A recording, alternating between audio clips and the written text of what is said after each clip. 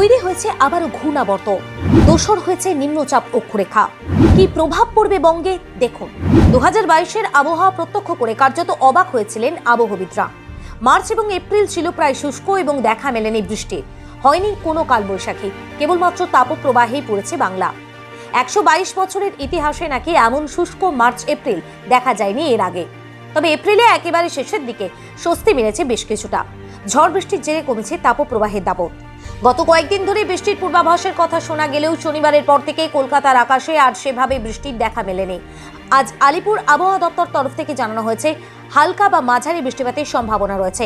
বর্তমানে ওড়িশার উপরে একটি ঘূর্ণাবর্ত সৃষ্টি হয়েছে, পাশাপাশি বিহার থেকে অন্ধ্রপ্রদেশ পর্যন্ত একটি নিম্নচাপ অক্ষরেখা বিস্তৃত রয়েছে এবং তার জেরেই বৃষ্টিপাতের সম্ভাবনা বৃদ্ধি পাচ্ছে, এমনই দাবি হাওয়া অফিসের। বাংলায় প্রচুর পরিমাণে জলীয় বাষ্পের প্রবেশের ফলেও দুই বাংলাতেই বুধবার এবং বৃহস্পতিবার হালকা থেকে মাঝারি বৃষ্টিপাত হতে পারে।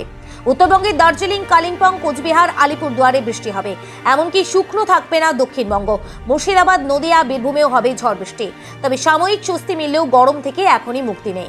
উত্তর পশ্চিমে আবারও প্রবেশ করবে গরম হাওয়া এবং এর ফলে আগামী কয়েকদিন কলকাতা সহ পার্শ্ববর্তী জেলাগুলিতে বাড়বে তাপমাত্রা।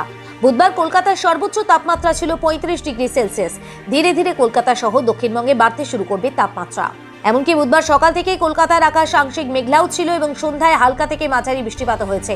তবে ভারী বৃষ্টির সম্ভাবনা ছিল না কলকাতায়। ফলে কাজ থেকে যাদের বিকেলে বাড়ি ফেরার কথা, তাদের মাঝপথে বিপদে পড়ার সম্ভাবনা নেই খুব একটা। তবে বৃষ্টির সম্ভাবনা তৈরি হওয়ার খবর মেলার পর থেকেই আশা করা হচ্ছে এবার কিছুটা হলেও স্বস্তি মিলবে শহরবাসী। ব্যুরো রিপোর্ট, আজ বিকেল।